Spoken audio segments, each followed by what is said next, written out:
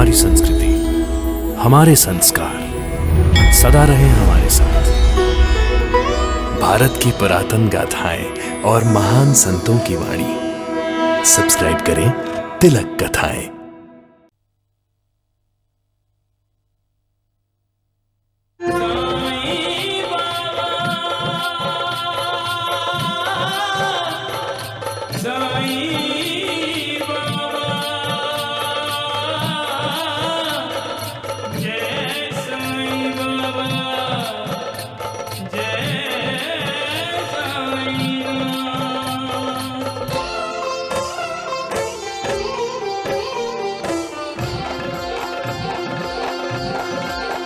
साई राम साई श्याम दुख भंजन तेरु नाम। साई राम साई श्याम दुख भंजन तेरु नाम। हे साईनाथ तेरे आने से, हे साईनाथ तेरे आने से हुआ धन्य ये धरती धाम धाम। साई राम साई श्याम दुख भंजन तेरु नाम। साई राम साई श्याम दुख भंजन तेरु नाम। सुख धाम धन धाम साई राम साई श्याम गुण धाम यश धाम। साई राम साई श्याम भक्त वत्सल दीन बंधु बाबा तुझे प्रणाम। साई बाबा तुझे प्रणाम। साई बाबा तुझे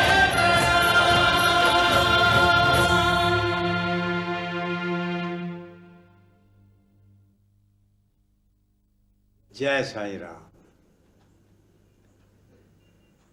साईं बाबा कौन थे, इसका वर्णन करना बहुत मुश्किल है, क्योंकि साईं बाबा एक चमत्कार है, एक मौजज़ा है, एक मिरेकल है, एक फिनोमिना है साईं बाबा। और जिस तरह चमत्कार या मिरेकल का वर्णन या विश्लेषण नहीं हो सकता, उसी तरह साईं बाबा के बारे में उनकी तारीफ में कुछ कहना सूरज को चिराग दिखाने वाली बात लगती है। जिस तरह सूरज है, ये बात प्रत्यक्ष और स्वयं सिद्ध है। इसको साबित करने के लिए किसी दलील देने की जरूरत नहीं। सुनाते जैसे हम इस अटल सच्चाई को मान लेते हैं कि सूरज है, इसी तरह साईं बाबा सर्वशक्तिमान थे और हैं। इसे भी इसी तरह अटल सच्चाई के रूप में मान लेना चाहिए। साईं बाबा की शख्सियत बड़ी निराली है। उन्होंने ना किसी नए संघ की स्थापना की, ना कोई नया मठ बनाया, ना वो खुद गद्दी नशीन हुए और ना उनके बाद कोई उनकी गद्दी का वारिस हुआ। उन्होंने किसी नए धर्म या मजहब का प्रचार भी नहीं किया। उन्होंने तो केवल इंसानियत के धर्म और प्यार के मजहब का प्रचार किया। वो कहा करते थे कि समस्त प्राणियों में क्योंकि इंसान ही सर्वश्रेष्ठ है, इसलिए मानवता के धर्म को निभाओ और एक अच्छे इंसान बनो, एक अच्छे मनुष्य बनो। मनुष्य पशु और प्रभु के बीच की कड़ी है। अपने कर्मों से नीचे गिरोगे तो पशु बन जाओगे और ऊपर उठोगे तो प्रभु। पशु में नीचे गिरने और ऊपर उठने की क्षमता नहीं होती, परंतु मनुष्य में होती है। अब ये तुम्हें तय करना है कि तुम क्या बनना चाहते हो, पशु या प्रभु। साईं बाबा किसके पुत्र थे, उनके माता पिता किस जाति के थे, उनका जन्म किस तारीख या किस साल में हुआ, किस स्थान पर हुआ, इसके बारे में कई धारणाएं हैं, परंतु कोई भी रिसर्च स्कॉलर या शोधकार इसका ठीक ठोस प्रामाणिक सबूत नहीं पेश कर सका। जब उन्हें प्रामाणिक रूप में देखा गया तब वो 15-16 वर्ष के नवयुवक के रूप में शिरडी के गांव के बाहर एक नीम के पेड़ के तले बैठे हुए दिखाई दिए।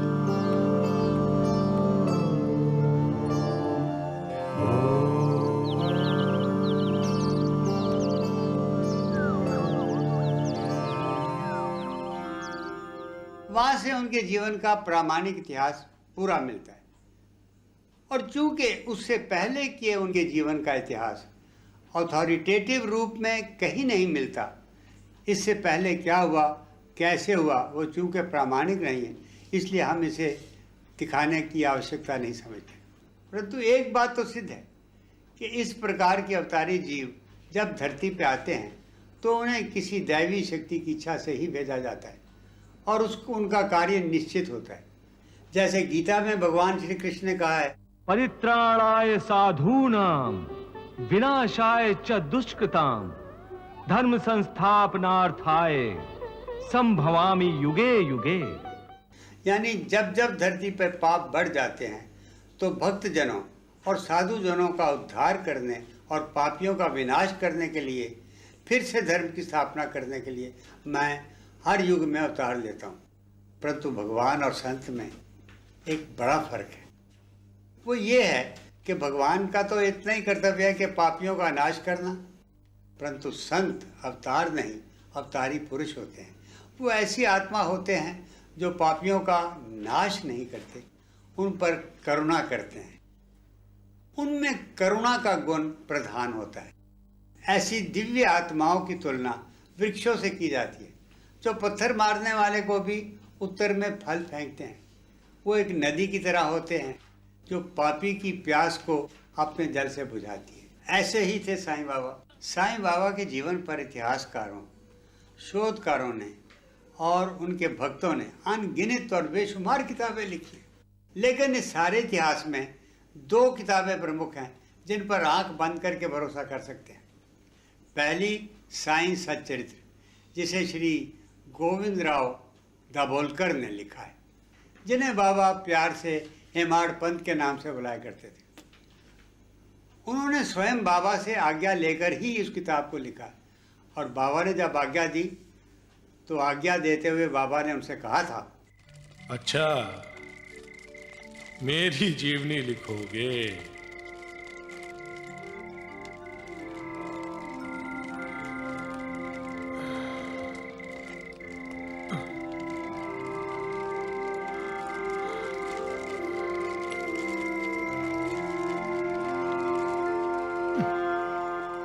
लिखो लिखो। मेरी जीवनी लिखने के लिए मैं तुम्हारी सहायता करूंगा, परंतु इसको अपना अहंकार त्याग कर मेरी शरण में आना पड़ेगा। और जब इसका अहंकार नष्ट हो जाएगा तो मैं स्वयं इसके अंतःकरण में प्रकट होकर स्वयं अपनी जीवनी लिखूंगा।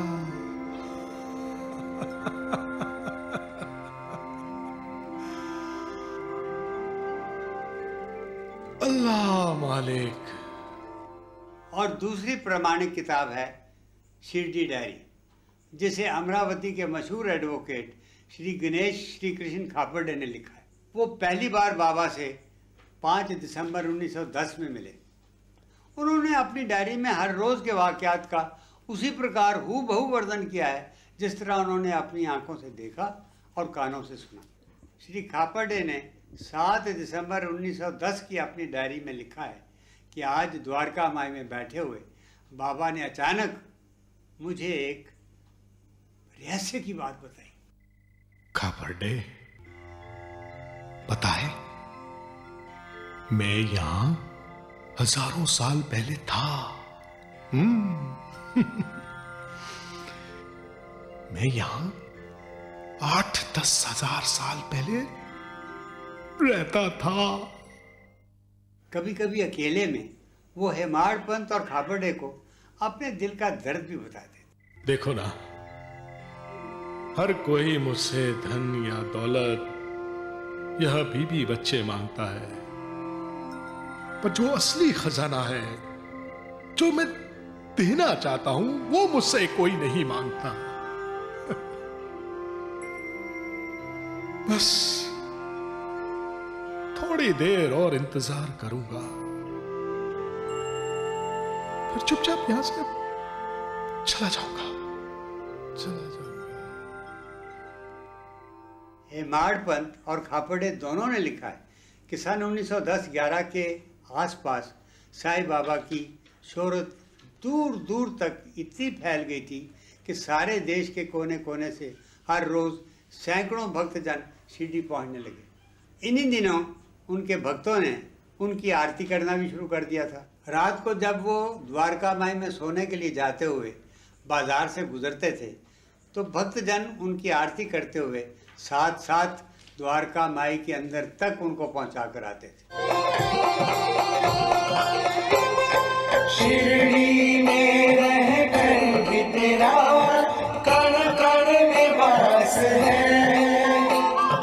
कोई पास हो के दूर हो, तू सबके पास है।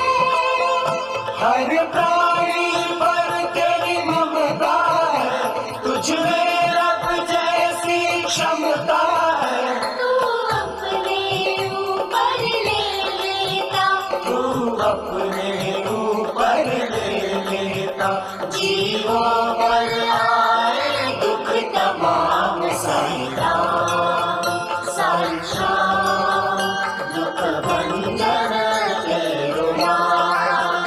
साईं राम साईं श्याम दुख भंजन तेरो नाम।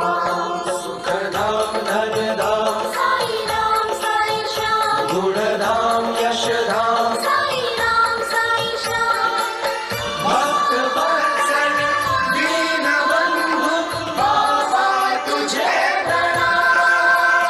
साईं बाबा तुझे प्रणाम। साईं बाबा तुझे प्रणाम।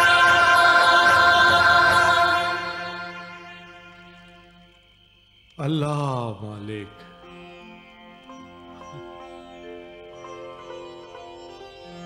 अल्लाह मालिक।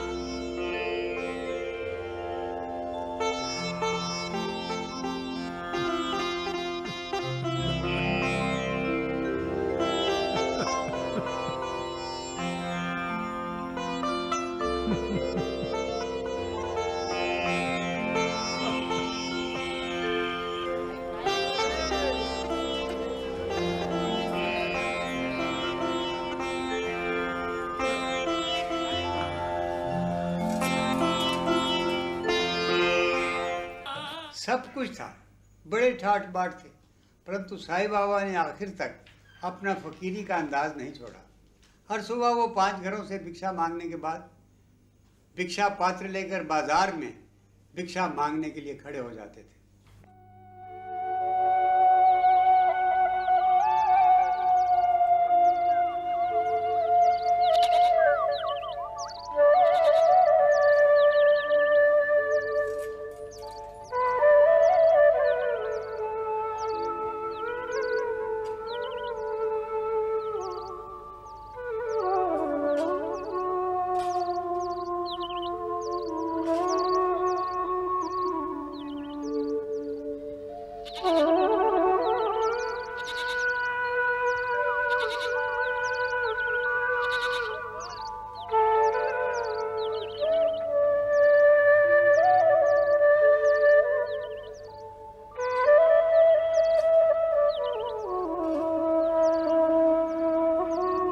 ये दासगणु है, बाबा का एक गरीब सा परम भक्त जो छोटा मोटा एक देहाती कवि था और जो टूटी फूटी शायरी करता था। जब भी वो बाबा का देखता तो भाव विभोर होकर गाने लगे। कवनी सोटा रे पटिया टाट है।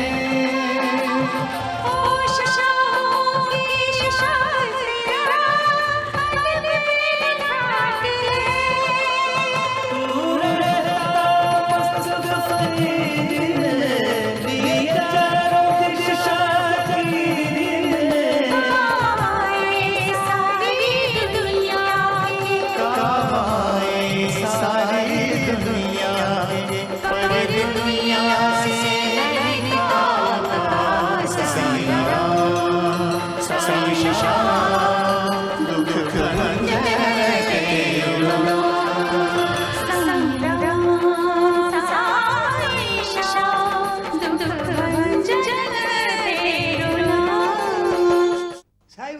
एक्सप्लेन करना उतना ही मुश्किल है, उतना ही नामुमकिन काम है जैसे कोई छोटा सा बालक समुद्र के किनारे खड़ा होकर सारे समुद्र की लहरों को गिनने की कोशिश करे।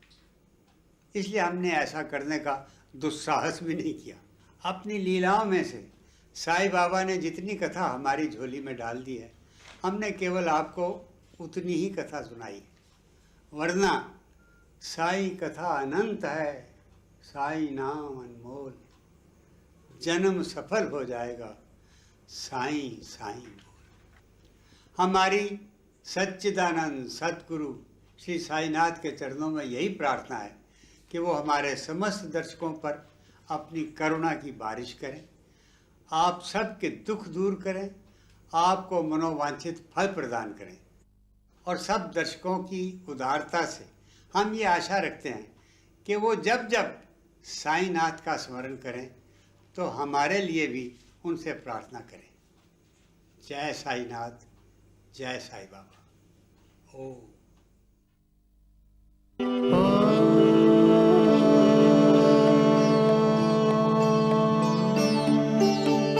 तू रहीम तू ही राम, साईं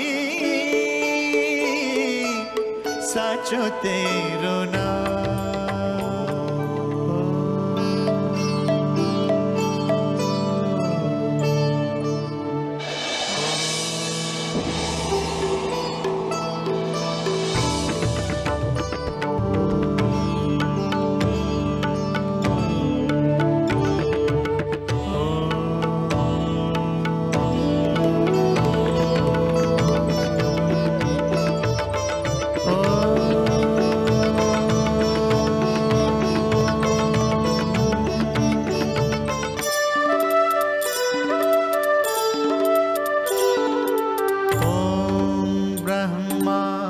विष्णु महेश्वर,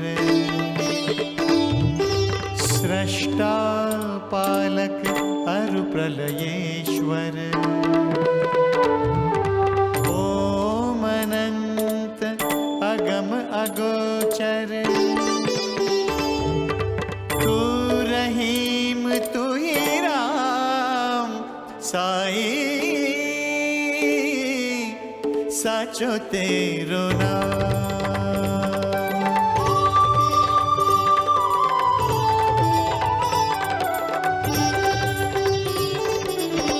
ईश्वर अल्लाह सतगुरु साईं, तू ही राम तू ही श्याम, मेरे वाहे गुरु सतनाम, साईं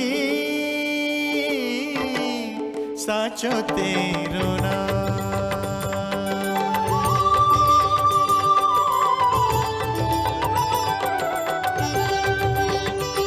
मोहे दर्शन दे प्रभु दर्शन दे,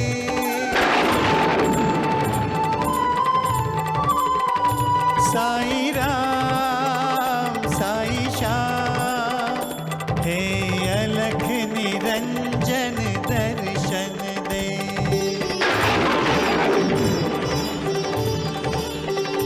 दर्शन दे साईं दर्शन दे,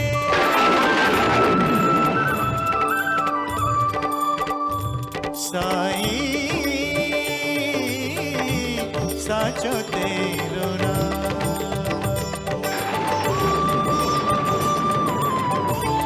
साचो तेरो नाम। हरि ओम हरि ओम हरि ओम हरि ओम हरि ओम हरि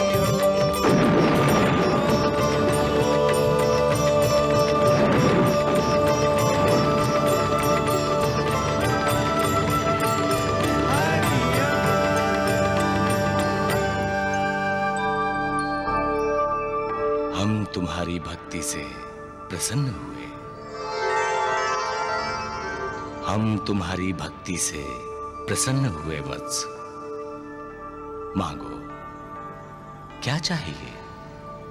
क्या मांगू प्रभु?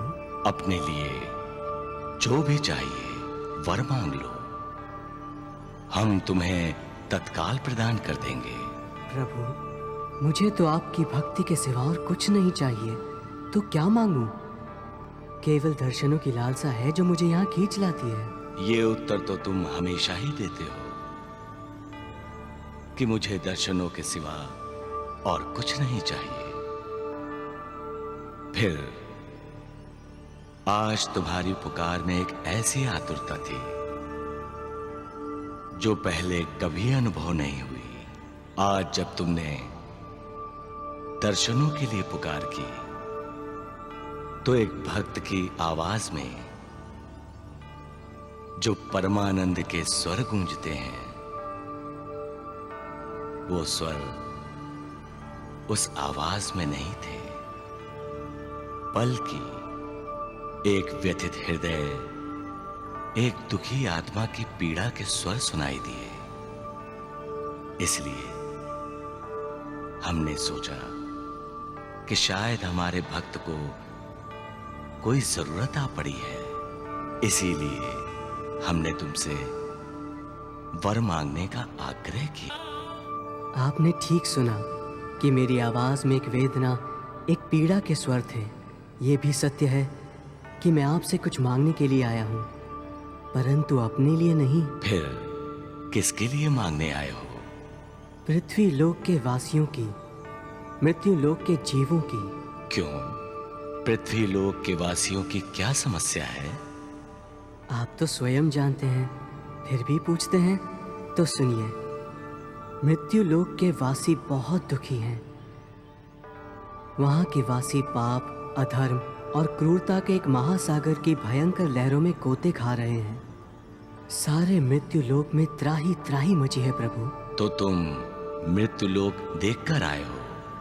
हाँ प्रभु, मैंने जब से पृथ्वी लोक छोड़ा है तब से अब तक केवल आपके दिव्य लोकों में घूम घूम कर अब आपकी स्तुति गान करता हूँ, जहाँ भक्ति की शीतल धाराएं बहती हैं।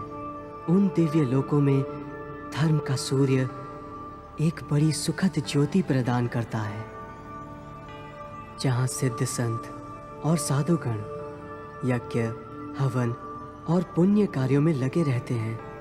जाने क्यों अचानक मेरे मन में आया, चलो पृथ्वी लोक का भी एक चक्कर लगा लूं। परंतु वहां जाकर प्रभु और वहां की हालत देखकर मन अत्यंत दुखी हुआ। वहां मानव सत्य, धर्म और अच्छाई की राह से भटक गया है। चारों ओर हाहाकार मची है प्रभु। वहां जो देखा प्रभु, अपनी आंखों पर विश्वास नहीं आया कि आपके रचे हुए संसार में इतना दुख, इतनी पीड़ा, इतना पाप, इतना अधर्म। ममता, दया, प्रेम, सहानुभूति, सेवा भाव तो रहा ही नहीं प्रभु। वहां किसी के पास भक्ति के लिए, पूजा के लिए समय ही नहीं रहा। माता पिता बूढ़े हो जाएं तो उन्हें अपने घर से निकालकर किसी अनाथालय में भेज देते हैं प्रभु। सबके दिलों में एक दूसरे के लिए प्यार के स्थान पर घृणा है। आपका मानव भटक गया है प्रभु। उनको रास्ता दिखा दो प्रभु। उनका उद्धार करने वाला कोई नहीं रहा। मानव जाति को इस पाप के दलदल से निकालने के लिए अब आपके अवतार लेने का समय आ गया है प्रभु। आपको तो इसी क्षण वहां जाकर दुखियों का दुख दूर कर लेना चाहिए भगवान। मैं यही प्रार्थना करने आया था।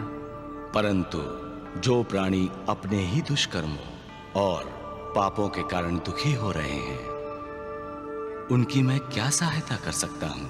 ये सब उनके अपने कर्मों का फल है जो उन्हें भोगना ही पड़ेगा। परंतु भगवान, एक साथ सब लोग ऐसे दुष्कर्मी क्यों हो गए हैं? जब मैं धरती पर था तब तो ऐसा वातावरण नहीं था। जब तुम वहां थे तब वहां सतयुग था वत्स, परंतु अब वहां कलयुग आ गया है। इतनी जल्दी? नहीं, तुम सतयुग में अपनी मानव देह छोड़कर जब आए तब से तुम केवल दिव्य लोक में ही भ्रमण कर रहे हो। इतनी देर में धरती पर सतयुग, द्वापर और त्रेता युग भी गुजर गए हैं। अब कलयुग का समय है। कलयुग का प्रभाव ही ऐसा है वत्स। कि धरती के वातावरण में पाप और अधर्म के बादल छाए रहते हैं। कलयुग कर्म युग होता है।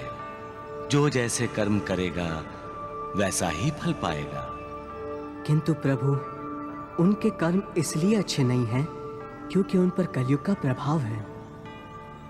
वातावरण में ही जब धर्म और भक्ति नहीं रहे तो उनका क्या दोष? उनके आचार विचार तो वैसे ही होंगे जैसा वातावरण होगा। प्रभु, जब पाप की बरसात होगी तो कोई पाप से भीगे बिना कैसे रहेगा? आप उनके कर्मों की सजा देंगे उन्हें, तो ये उनके साथ न्याय नहीं होगा प्रभु। आप उनके माता पिता हैं। पिता बनकर मत सोचिए, माँ बनकर सोचिए। बच्चा अच्छा करे अथवा बुरा, माँ उसे कभी सजा नहीं देती, सदा करुणा देती है। आप भी करुणा दिखाइए प्रभु। करुणा अवतार बनकर जाइए धरती पर और धरती मानव दुख को दूर कीजिए। हम तुम्हारी भावुकता से प्रसन्न हुए वत्स, और हमने निर्णय ले लिया है कि तुम्हारे भीतर इतनी करुणा जागी है तो मेरे स्थान पर तुम ही मृत्युलोक में जाओगे, मेरा करुणावतार बनकर, और सारे संसार को दुखों से मुक्त करोगे। तो यदि सारे संसार के दुख को दूर करना होगा तो मुझे सारा संसार घूमना होगा प्रभु, और उसमें इतना समय लग जाएगा कि मेरी आयु ही नहीं बचेगी। चिंता मत करो, तुम्हें सारी दुनिया में जाने की आवश्यकता नहीं। दुनिया चलकर तुम्हारे पास आएगी। मेरे पास? कहाँ प्रभु? एक छोटा सा गांव है जिसका नाम होगा शिरडी। शिरडी? वहीं क्यों प्रभु? वो भूमि एक महान तपोभूमि है जहां आज से 8-10 हजार वर्ष पहले तुमने स्वयं अपने एक जन्म में महान तपस्या की थी। वहीं पर एक गुफा में आज भी तुम्हारे गुरुदेव की 4 ज्योतियां जल रही हैं। जो स्थान तुम्हारा तपोभूमि था अब तुम्हारी कर्म भूमि होगी, और सारी दुनिया के दुखी लोग तुम्हारे पास मदद के लिए आएंगे। यही नहीं, तुम्हारे शरीर छोड़ने के बाद भी लोग आते रहेंगे और तुम्हारा नाम लेने से ही उनके दुख दूर होते रहेंगे। तुम हमें साईं नाम से पुकारते हो ना? धरती पर लोग तुम्हें साईं नाम से ही पुकारेंगे। अब हम तुम्हें अपनी सारी चमत्कारी शक्तियां भी प्रदान करते हैं। तुम जो चाहोगे, जैसा चाहोगे, वैसा ही चमत्कार घटित हो जाएगा। एक भक्त को चमत्कारी शक्तियों की क्या आवश्यकता है प्रभु? आवश्यकता पड़ती है वत्स, क्योंकि मृत्युलोक का मानव केवल चमत्कार के आगे ही नमस्कार करता है। लो, अब ये शक्तियां ग्रहण करो।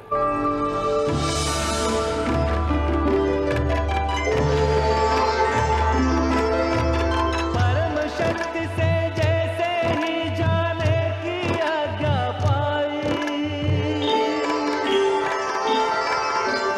कर प्रणाम जाने को मुड़ा तो और एक ध्वनि आई। मैं हूँ ब्रह्मा, मैंने सृष्टि रची है सारी, मातृभाव से सींची मैंने ये फुलवारी। तू मातृभाव लेके जा, मेरा स्वभाव लेके जा, ये मेरा वरदान है तुझको, तुझ में सब देखेंगे मुझको।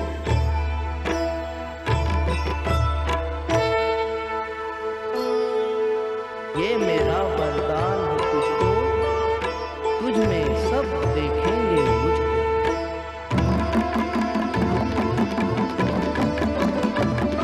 ये मेरा वरदान है तुझको, तुझ में सब देखेंगे मुझको।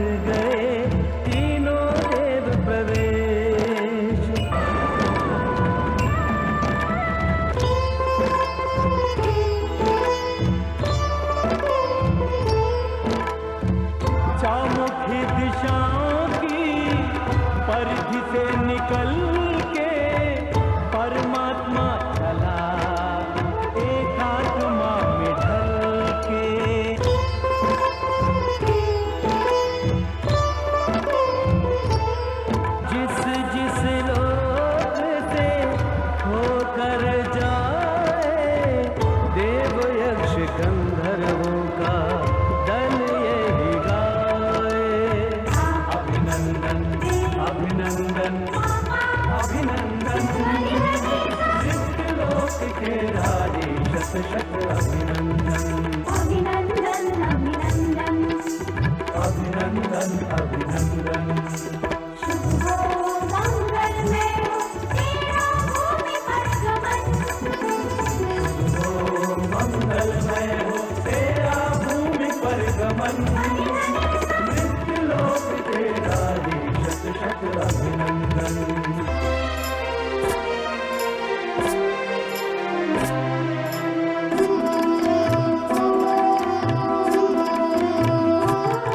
ये कौन आसमान से जमीन की ओर आ रहा, करोड़ों सूर्य का प्रकाश लेके जगमगा रहा। ये कौन देव रूप है,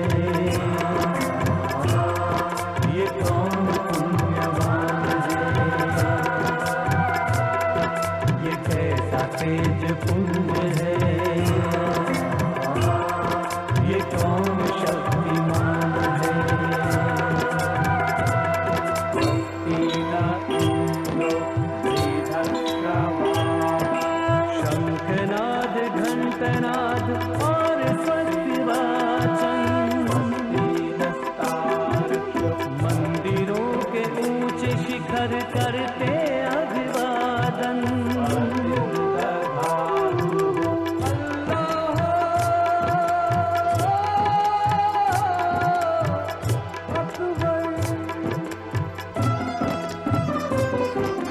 करे खैर मकदम मस्जिद की मीनारे, रागी गुरुवाणी गुरुद्वार में उचारे। गिरजाघरों में हो रही है प्रार्थनाएं, सब उस अनदेखे को दे रहे दुआएं। अजब से हर मकाम उसको अपना कह बुला रहा, करोड़ों सूर्य का प्रकाश लेके जगमगा रहा। ये कौन देव रूप है, ये कौन पुण्यवान है, ये कैसा तेज पुंज है, ये कौन शक्तिमान है।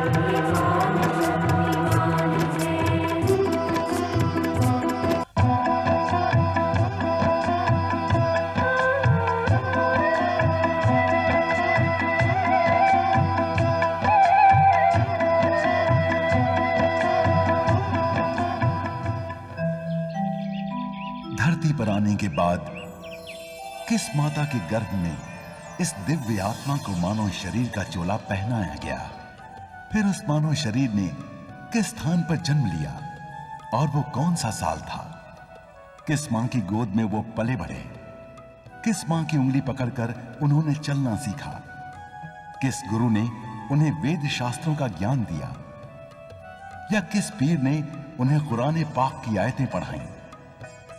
इन सब बातों का कोई ठोस या प्रामाणिक सबूत नहीं मिलता। हां, इस बात का ठोस प्रमाण मिलता है कि तमाम संसारियों ने उन्हें पहली बार एक नीम के पेड़ के नीचे समाधि अवस्था में बैठे हुए देखा।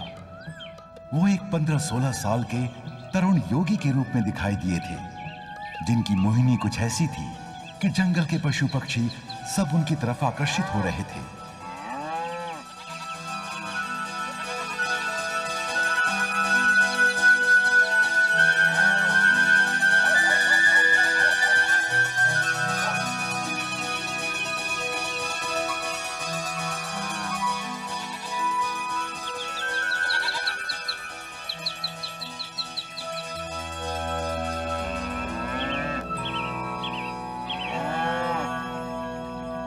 गायें और बकरियों ने तो उनकी परिक्रमा करना शुरू कर दिया था। ये अद्भुत दृश्य देखकर जंगल में गायें और बकरियां चराने वाले चरवाहे हैरान हो गए। अरे, मेरी आंखें ये क्या देख रही हैं? हमारी गाय इस योगी की परिक्रमा कर रही हैं।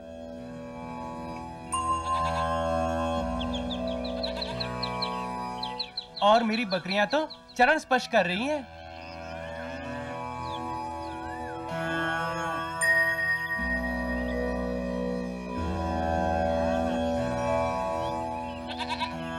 हमारी गाय भी चरण स्पर्श कर रही है इस योगी की।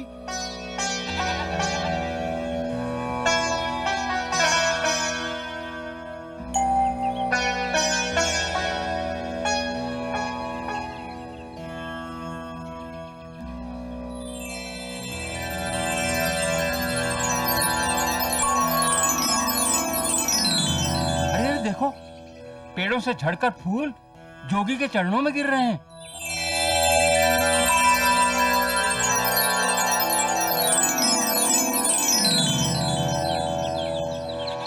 सचमुच ये कोई चमत्कारी दिव्य योगी है।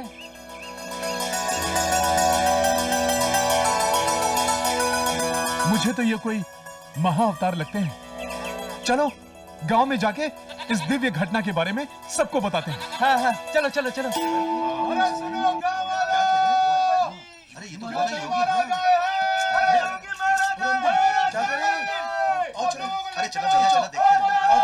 हाँ, हमें सही कह रहा हूँ। दिनकर जी ऐसा कह रहे थे। अरे गुलाब, क्या हुआ भाई? जंगल में आग लगी है क्या? कोते पाटिल जी, लगता है इन्होंने दिन में भूत देखा है। भूत नहीं, वो तो कोई ईश्वर का दूत है। क्या? ईश्वर का दूत? हाँ, उम्र छोटी है उसकी, लेकिन चेहरे पे जो तेज है, ऐसा लगता है जैसे अभी अभी सूरज में से निकला है। लेकिन वो है कौन है?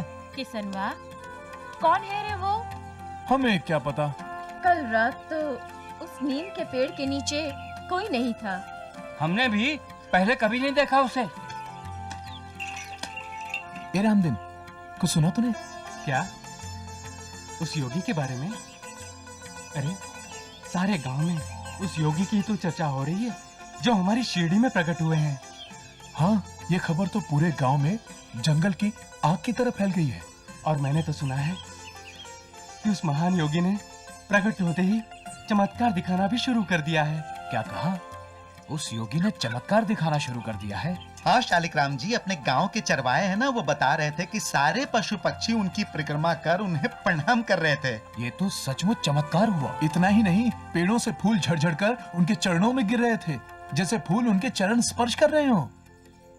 सचमुच वो योगी कोई महान तपस्वी होगा। अरे बायजा, बायजा सुन, बायजा, कहाँ गई? बायजा, अरे बायजा, अरे कहाँ हो तुम? अरे देवा। ए बायजा, अरे बायजा कहाँ गई? अरे बायजा, बायजा तुम यहाँ हो और मैं तुम्हें घर के कोने कोने में ढूंढ रहा हूँ। ईश्वर, क्या बात है? क्या हुआ? क्यों इतने उत्तेजित हो रहे हो? अरे बात ही कुछ ऐसी है, अपने गांव में एक चमत्कार हो गया है। अग्गो भाई, चमत्कार? कैसा चमत्कार? वो जंगल में बड़ा नीम का पेड़ है ना, उसके नीचे एक योगी प्रकट हुआ है। अग्गो भाई, योगी? हाँ, अरे कल तक तो वहां कोई नहीं था, आज वहां एक बाल योगी समाधि में दिखाई दिया है।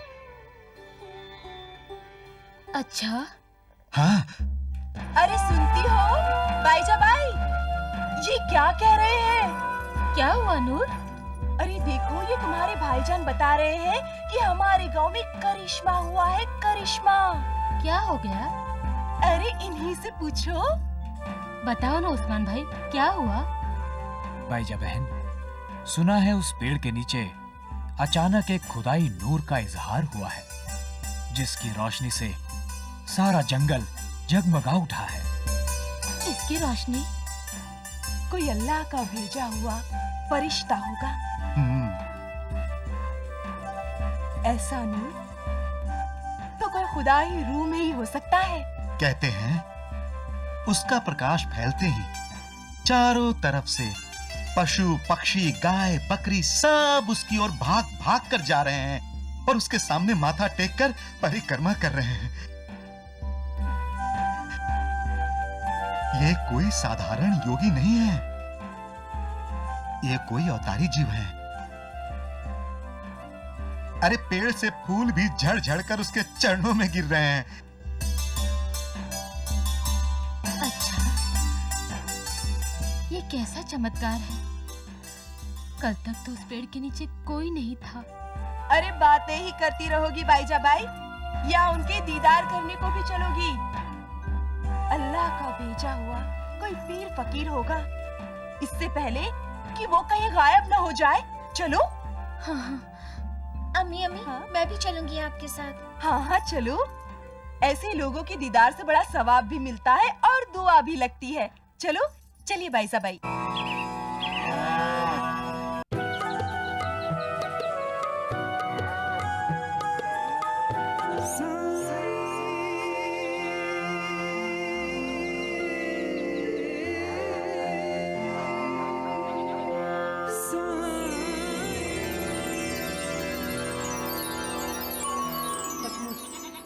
ये कोई चमत्कारी दिव्य योगी है।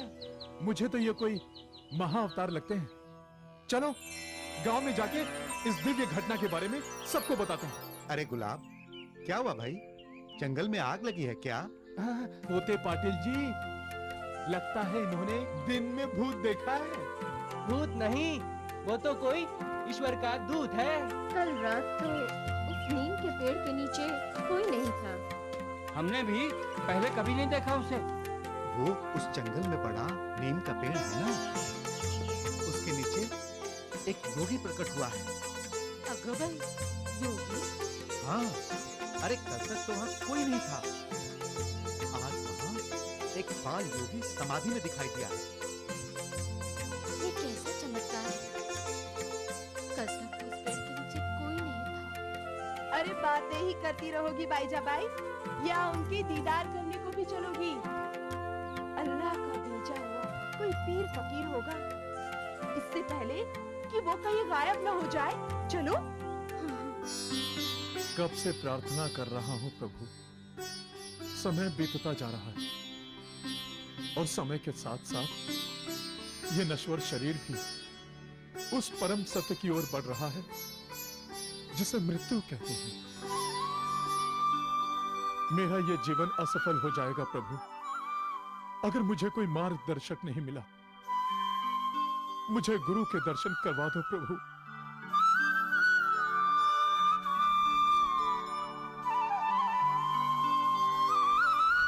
मुझे गुरु के दर्शन करवा दो।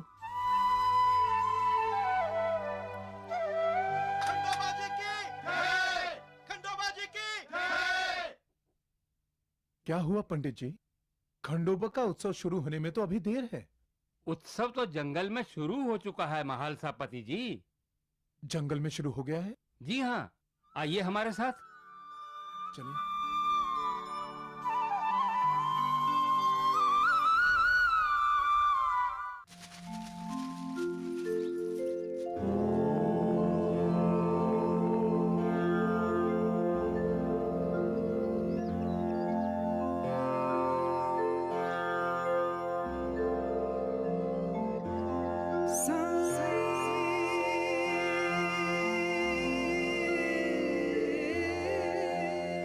चलिए नजदीक चल के पूछते हैं। चलिए।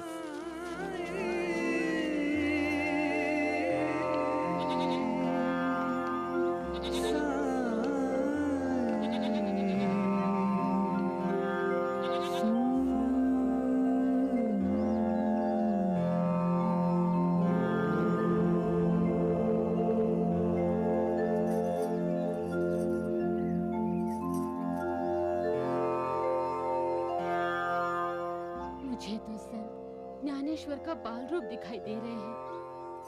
बाईजाबाई, ये तो भाग ध्रुव का रूप है। आंखें खोलो योगी, हम गांव वाले आपको मिलने आए हैं। हमें अपना परिचय दो। आंखें खोलिए देवता स्वरूप। नहीं खोलेंगे आंखें। क्यों खोलें? हम पापियों को देखने के लिए हैं? साक्षात विष्णु है। हमारी शिरडी धन्य हो गई। हे सुंदर स्वरूप, आप हमें बताएं कि आप किस रूप में आए हैं। महालसापति, आप ही जाकर समाधि से जगाइए। पूछिए तो सही, क्यों आए हैं, कहां से आए हैं? आप लोग इतना डर क्यों रहे हैं? हटो, मैं पूछता हूं।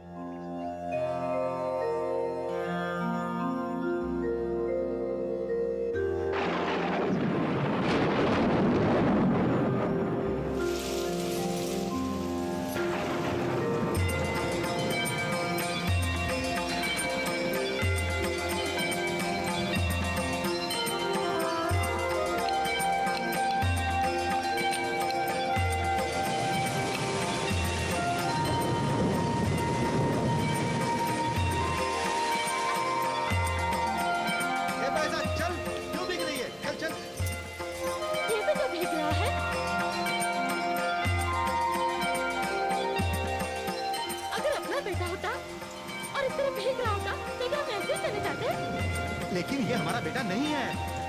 किसी का तो बेटा है। अगर इसकी माँ होती तो कैसे भीगने देती क्या? लेकिन भाई साहब, ये तुम क्या कर रही हो? तुम इसे बारिश के पानी से बचा रही हो, बारिश का पानी छान छान कर इसे नहला रही हो, हैं? अरे ए संतू, इधर आ, इधर आ। अरे जरा कहीं से कोई बड़ा छप्पर लेके आ, हैं? अभी ला, जा जल्दी।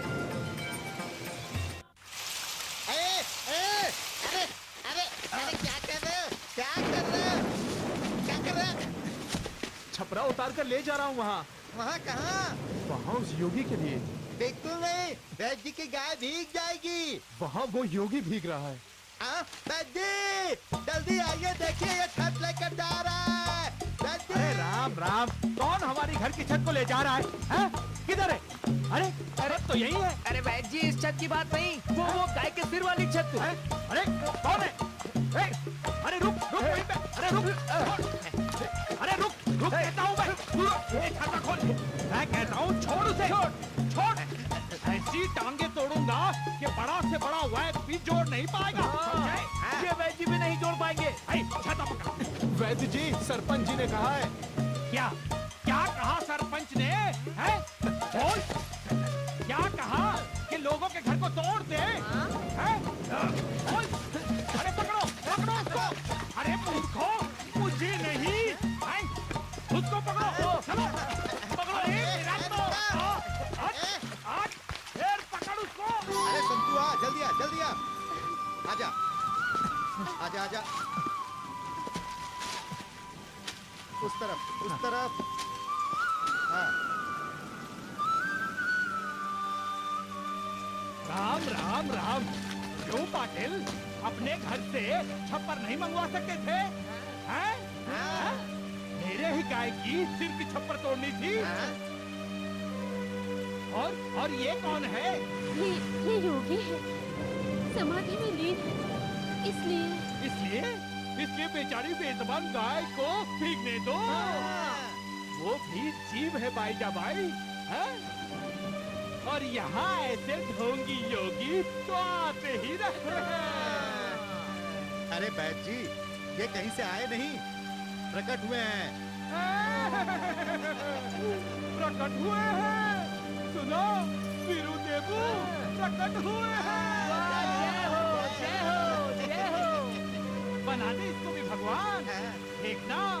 देखना 4 दिन बाद जिस तरह ये प्रकट हुआ है, उसी तरह किसी के घर को लूट कर यहाँ से गायब हो जाएगा। तुम जानो तुम्हारा काम, मैं तो अपने गाय का छपरा यहाँ से लेकर जाऊंगा। ए बलवीरो, ले लो उससे। क्या? अरे क्या समझ में नहीं आता? छपरा ले लो।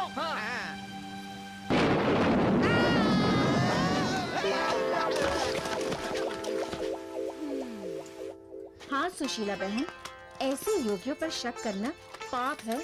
देखा नहीं कुलकर्णी वैद्य जी के शक करने पर कैसा फल मिला था? कैसे पछाड़ खाकर गिरे थे वैद्य जी, साथ में उनके जमूरे भी। मुझे तो वो तीनों की हालत देखकर हंसी आ रही। कैसे किचड़ में लथपथ हो गए थे वो बेचारे वैद्य जी। वैद्य जी ही क्या, जो भी उस बाल योगी से नफरत करेगा ऐसे ही अपमानित होगा। वैद्य जी की बात छोड़ो, उस योगी की सोचो। आज 2 दिन हो गए हैं, अब तक उसी नीम के पेड़ के नीचे बैठा है। तो क्या हुआ, ऐसे योगियों की समाधि तो बहुत लंबे समय तक चलती है। अच्छा, ऐसी पुण्य आत्माओं के रहने से हमारी शिरडी का भला ही होगा।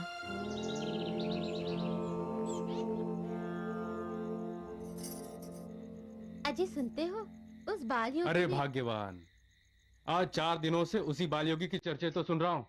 तेरे पास और कुछ नहीं है सुनाने को? क्यों, उस बाल योगी की चर्चा करने से पाप लगता है क्या? पुण्य भी तो नहीं मिलेगा। आप नास्तिक कब से हो गए? मैं नास्तिक नहीं हूँ, पर ऐसे जादूगरों को भगवान भी नहीं मानता। पता नहीं कब गांव वालों को लूटकर दफा हो जाए।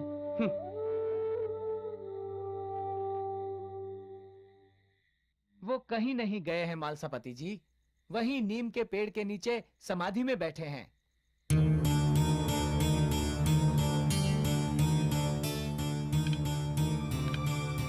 इसका मतलब है वो ढोंगी नहीं है। वो ढोंगी है, समझे पाटिल, वो ढोंगी ही है। ढोंगी होता तो उसे भूख लगती, प्यास लगती, कहीं भिक्षा लेने जाता, रात में किसी के घर में आश्रय मांगता। वो मांगने वालों में से नहीं है, वो अवश्य कोई अवतार है। कोई अवतार नहीं है वो, उसके दिमाग में कोई बहुत बड़ी साजिश है, षड्यंत्र है हम सब गांव वालों को लूटने का, समझे? अरे आंखें बंद करके वो हम सबको बेवकूफ बना रहा है। आज जो उसका गुणगान गा रहे हैं, देखना कल वो जरूर पछताएंगे। क्योंकि कुलकर्णी जो कहता है वो 16 आने सच कहता है। वैद्य जी, एक काम करते हैं, रातों रात उसे उठाकर जंगल के पार फेंकाते हैं। कहीं उसके पास कोई ऐसी जड़ी बूटी हुई जिससे उसने गांव वालों की बीमारियों को दूर कर दिया, तो तुम्हारे पास दवा लेने कोई नहीं आएगा और तुम्हारी गांव में कोई कदर नहीं रहेगी। हाँ, क्यों वैद्य जी, चले? चलो चलो चलो, अरे रुक जाओ मूर्ख, चलो पीछे।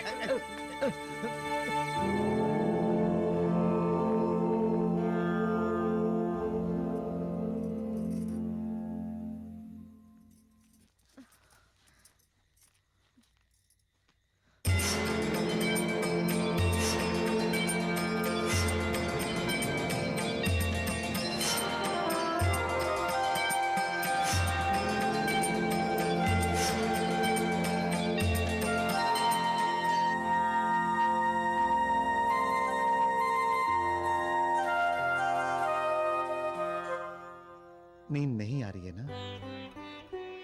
नहीं। कैसे आएगी? कितना कहा, खाना खा ले, भूखे पेट नींद नहीं आएगी। लेकिन तुम तो। मेरा ध्यान उस योगी पर लगा है, वो बेचारा वहां भूखा है, उसे खाना किसने दिया होगा? मैं खाना बनाती हूँ और उसे देख कर आती हूँ। देख, योगी लोग इतनी रात गए भोजन नहीं करते। ठीक है, तुम्हारा मन करता है तो सुबह खाना लेकर चली जाना।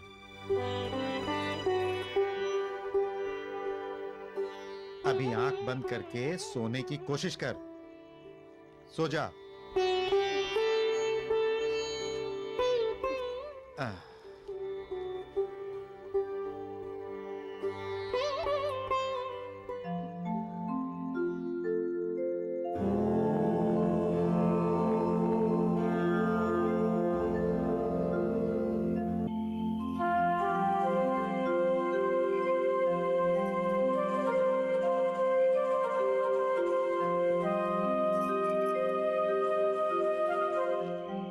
कल सुबह मेरे साथ चलना।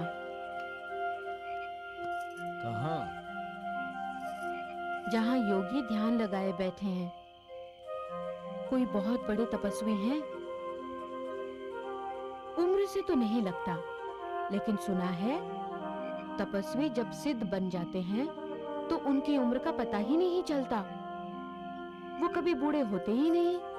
तुम मुझे क्यों बोल रही हो अपने साथ चलने के लिए सुबह सुबह? सुबह सुबह वहां कोई नहीं होगा, तो मुझे उनसे आशीर्वाद लेना है। किस लिए? सब कुछ तो है तुम्हारे पास। भगवान का दिया हुआ घर है, पति है, बच्चे हैं। मुझे अपने लिए नहीं, अपनी छोटी बहन उमा के लिए उनसे प्रार्थना करनी है कि उसकी शादी हो जाए।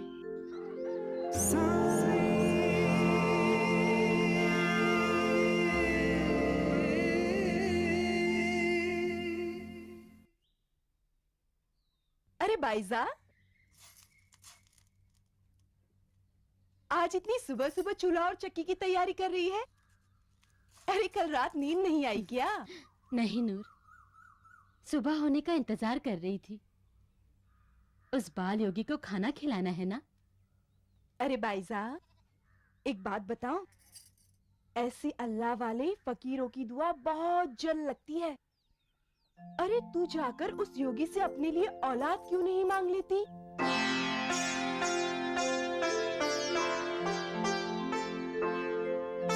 तारा मुझे बोल रही थी वो भी अपने भाई के लिए उस योगी से शहर में नौकरी मांगने जा रही है, और नाना कह रहे थे वो अपने घुटनों के इलाज के लिए उस योगी के पास जा रहे हैं।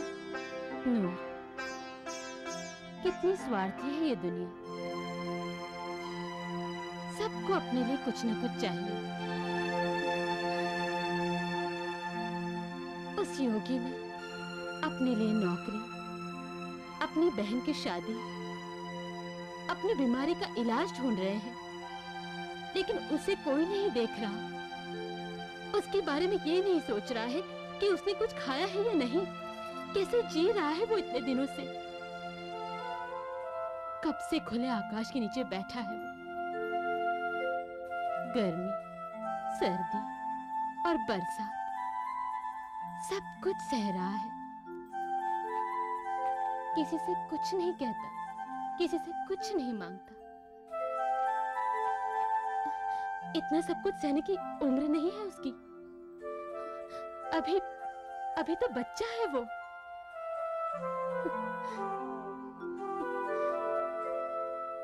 पता नहीं किस माँ से बिछड़कर हमारी शिरडी में आ गया है। उसे ममता की जरूरत है नूर, ममता की। वरना वो कोमल सा फूल मौसम के थप्पड़ों में झुलसकर मुरझा जाएगा। नूर, मैं रात भर सो नहीं सकी, उसी के बारे में सोचती रही। लेकिन बाईजा, वो योगी तुम्हारा क्या लगता है? कुछ नहीं लगता, लेकिन सब कुछ है वो मेरे लिए।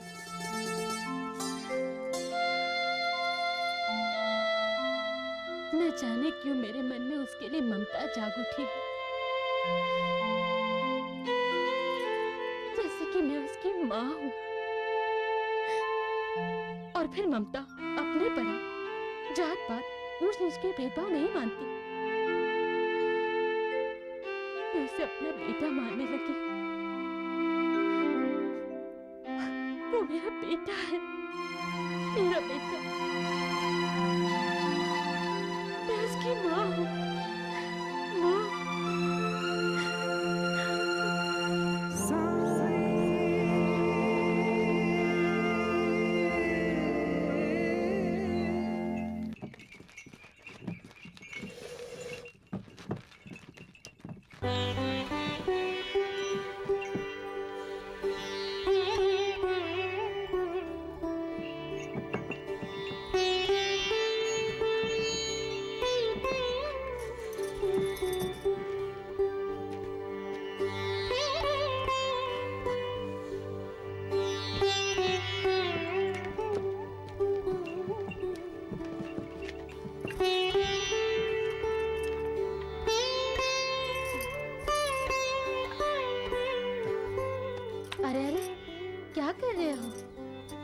नहीं मानो तो पहले बाल सुखाकर कंघी कर लो, फिर चूल्हा जलाओ।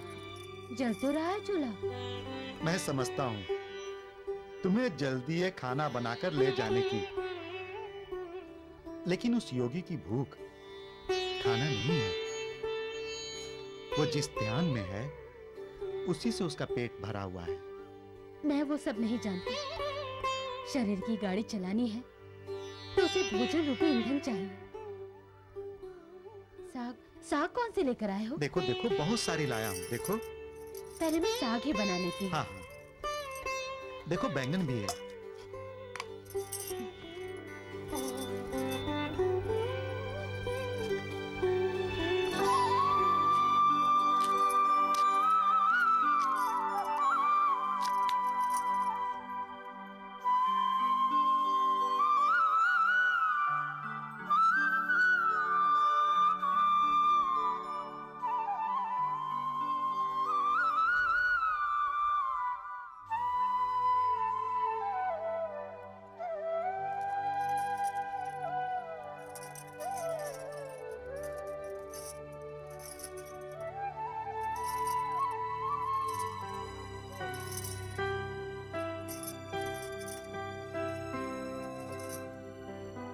मैं योगी को खाना देकर आती हूँ। ठीक है।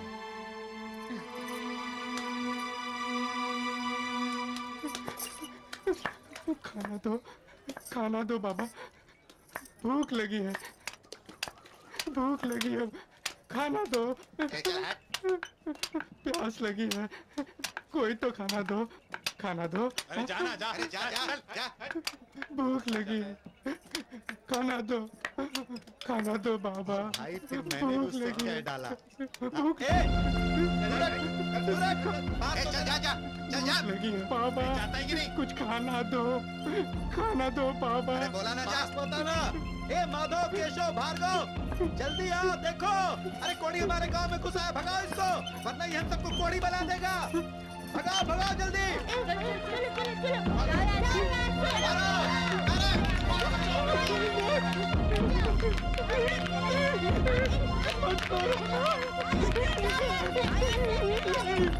भागो यहाँ से, पढ़ाई छूट। खबरदार जो भागो जी को सताया। बचाओ माई, ये बच्चे मुझे पत्थर मार रहे हैं। कहाँ जा रहे हैं? भूख लगी है, खाना मांग रहा था, खाना नहीं मिला, पत्थर मिले। तुमने किसी का क्या बिगाड़ा? ये लो। लेकिन माई, तुम तो ये खाना किसी और के लिए ले जा रही हो।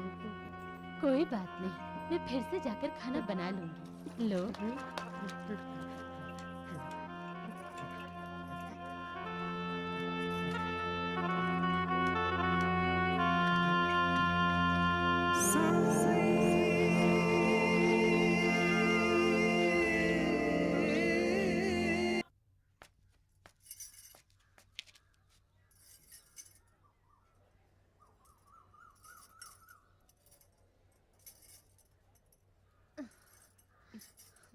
भाईजा, अरे क्या हुआ? पसंद आया योगी को तेरे हाथ का बना हुआ खाना? नहीं ना, जहाँ जाना था वहाँ पहुँच ही नहीं पाई, वापस आना पड़ा। क्यों? क्या हुआ?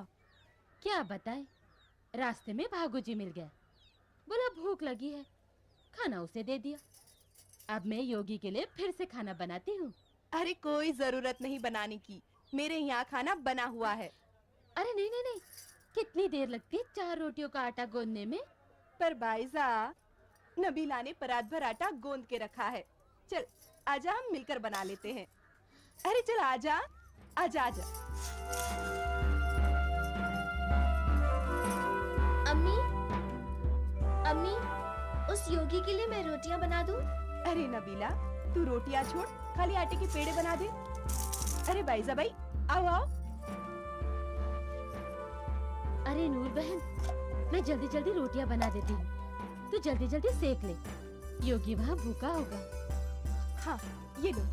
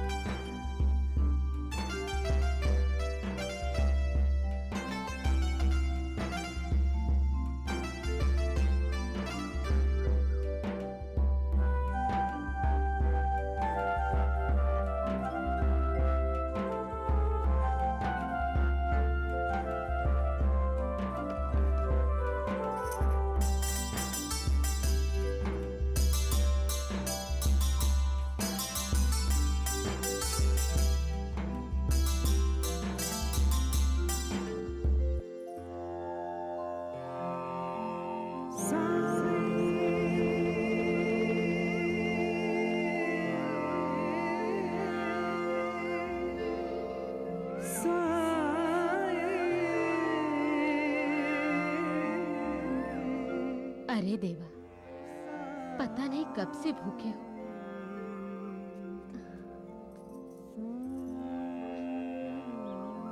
लो, खाना खा लो।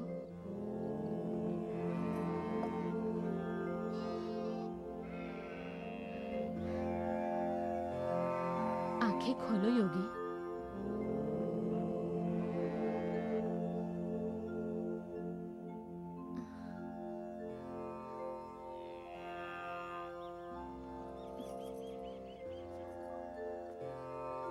ठीक है, खाना रखा है, जब ध्यान पूरा हो जाए खा लेना।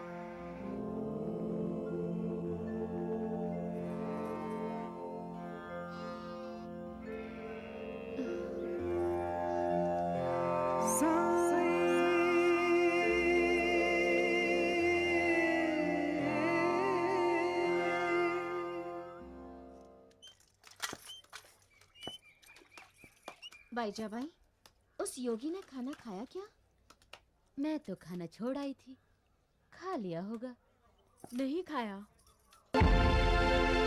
हमने देखा है। खाना उनके सामने पड़ा है और गाय, बकरी, कुत्ते खाना खा रहे हैं। उन्हें तो कुछ पता ही नहीं, वो तो अपने ध्यान में मग्न हैं। नहीं खाया।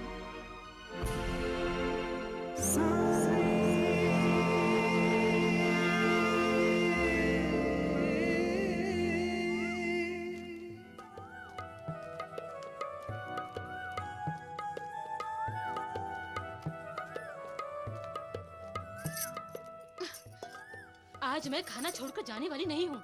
आज मैं खाना खिला कर ही जाऊंगी।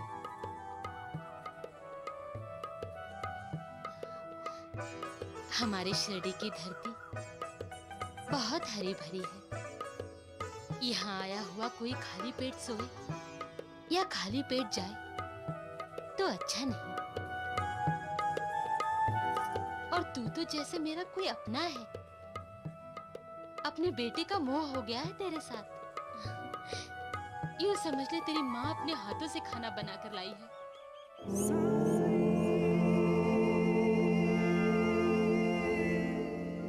नहीं, नहीं खाएगा? जिद करेगा? ठीक है, तेरी जिद है तो मेरी भी जिद है।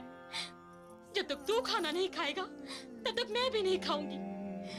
अरे खाना क्या, पानी तक नहीं पीऊंगी।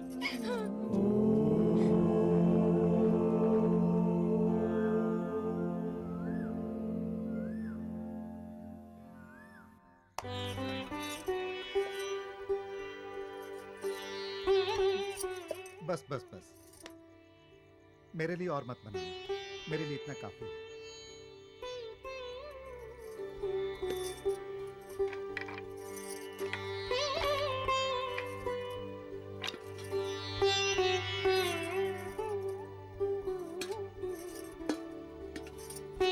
ये क्या, तुम खाना नहीं खाओगी? बोला ना, जब तक वो योगी खाना नहीं खाएगा मैं न कुछ खाऊंगी न पीऊंगी।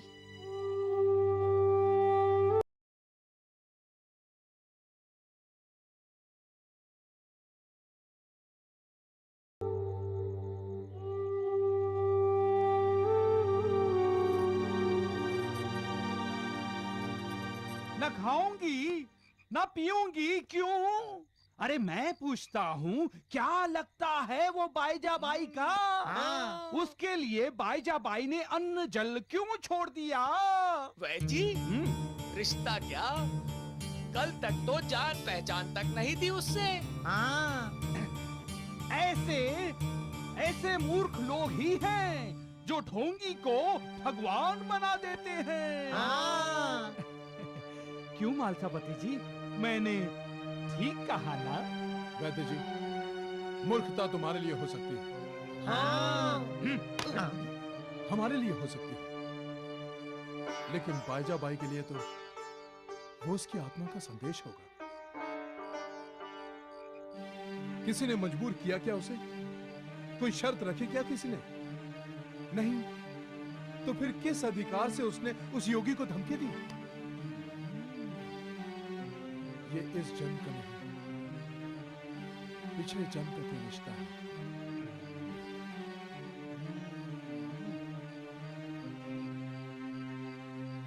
हाँ, कई बार चोला बदलने के बाद भी हम अपने पुराने संस्कार साथ ले आते हैं। तुम लोग उन दोनों की चिंता छोड़ दो। यदि संबंध सच्चा और पवित्र है तो योगी को बाईजाबाई की बात स्वीकार करनी होगी।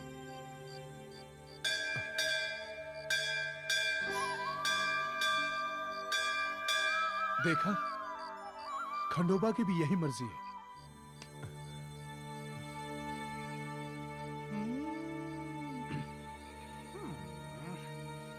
राम राम राम।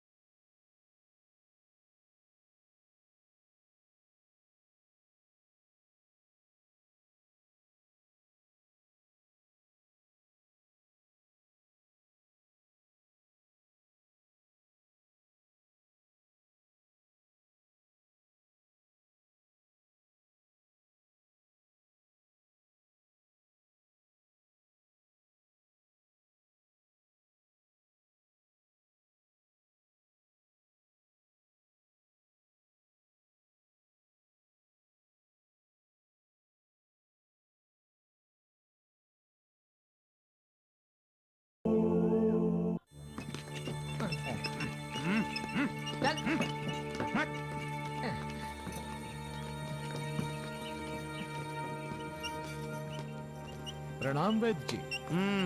वैद्य जी, उस योगी ने खाना खाया क्या? अरे मैं क्या उसका नौकर हूँ जो मुझसे पूछते हो खाना खाया क्या उसने? अरे मैं रसोईया नहीं, वैद्य हूँ, समझे? गुस्सा क्यों करते हो? वैद्य हो तो उसे ध्यान से जागने की दवा दे दो ना। वैद्य, जब से गांव में वो योगी आया है। योगी नहीं, ढोंगी बोल, ढोंगी। राम राम राम। हाँ वैद्य, पूरे गांव में उसी की चर्चा हो रही है। हाँ हाँ, गांव वालों को दैते और कोई काम ही नहीं रह गया है। मंदिर में, मस्जिद में, खेतों में, दंगल में, घर घर में उसी की बातें हो रही है। मुंह बंद रख।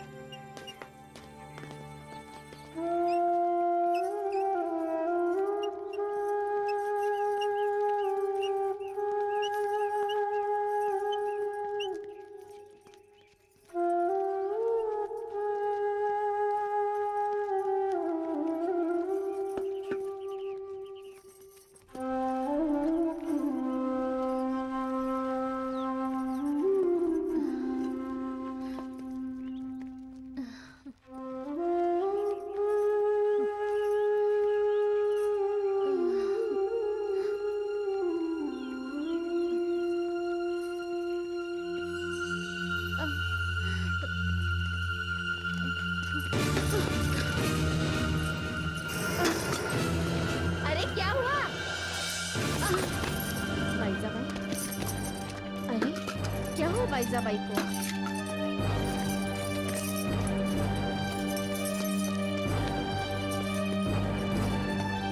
बाईजाबाई,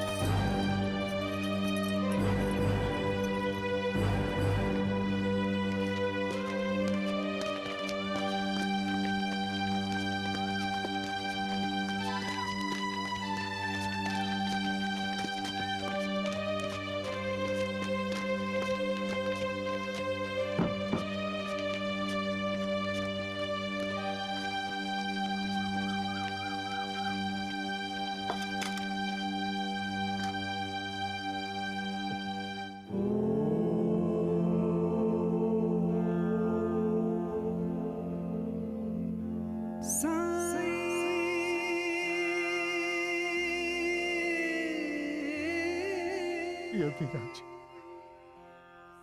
हम पर दया करो, अपनी आंखें खोलो, तपस्या से जागो। मेरी पत्नी ने कसम खाई है, वो तब तक नहीं खाएगी जब तक आप खाना नहीं खाओगे। योगीराज, हम आपके लिए भोजन लाए हैं, कृपा करके भोजन कर लो।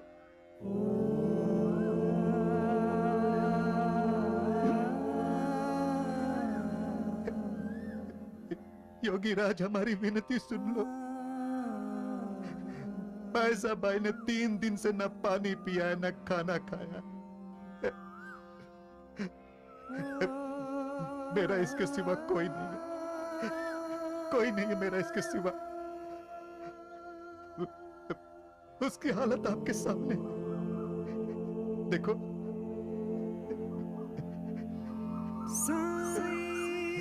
इसकी रक्षा करो प्रभु, रक्षा करो। मान लो इसकी जिद। योगीराज, मान लो, नहीं तो मेरा घर उजड़ जाएगा योगीराज, मेरा घर उजड़ जाएगा।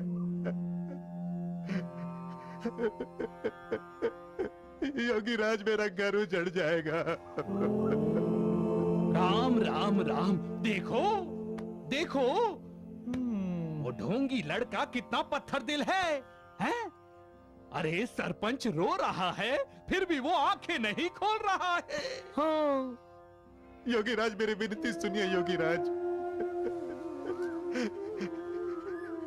योगीराज, मेरी विनती सुनिए, अपनी आंखें खोलिए, नहीं तो मैं यही सर पटक पटक कर अपनी जान दे दूंगा। योगीराज,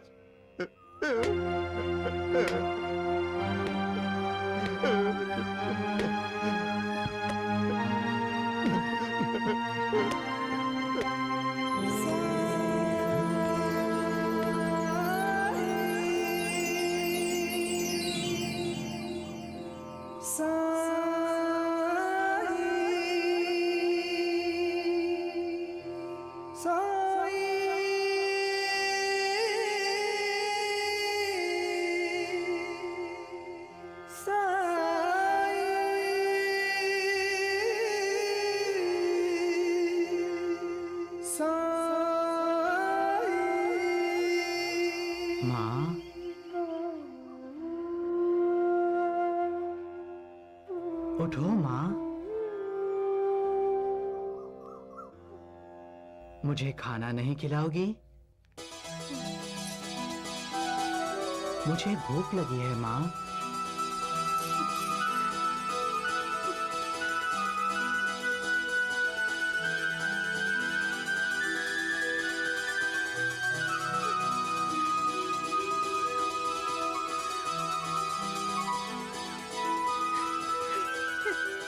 मुझे खाना खिलाओ माँ।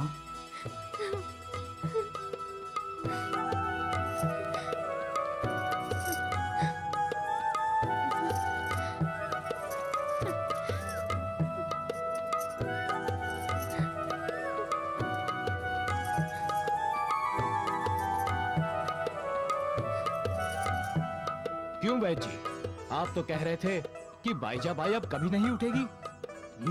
राम राम राम, चलो।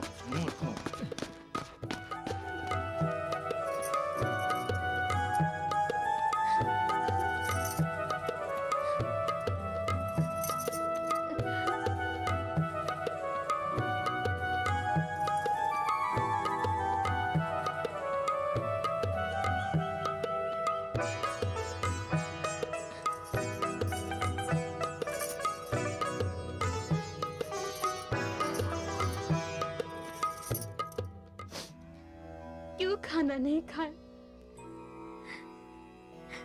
क्यों भूखे रहे इतने दिन? मैंने खाना खाया माँ। कब खाया? वो तूने उस कोड़ी भागो जी को जो खाना दिया था ना, वो तूने मेरे लिए ही तो बनाया था, सो मैंने खा लिया। झूठ बोलते हो तुम।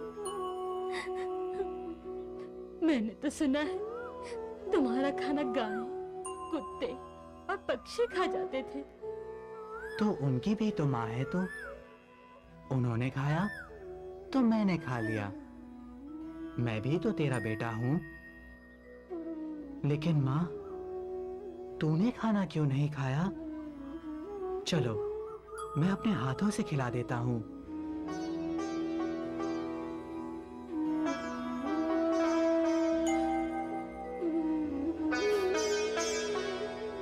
खाना खाओ माँ, तुम्हारा बेटा तुम्हें अपने हाथों से खाना खिला रहा है।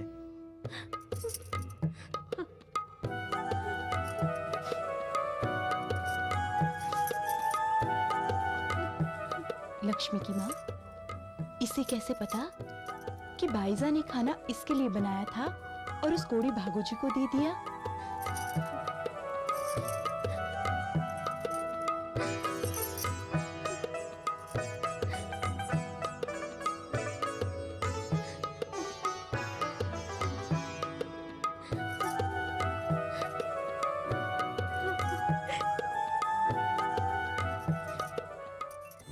नाटक नाटक नाटक, राम राम राम, बहुत बड़ा भांड है वो छोकरा।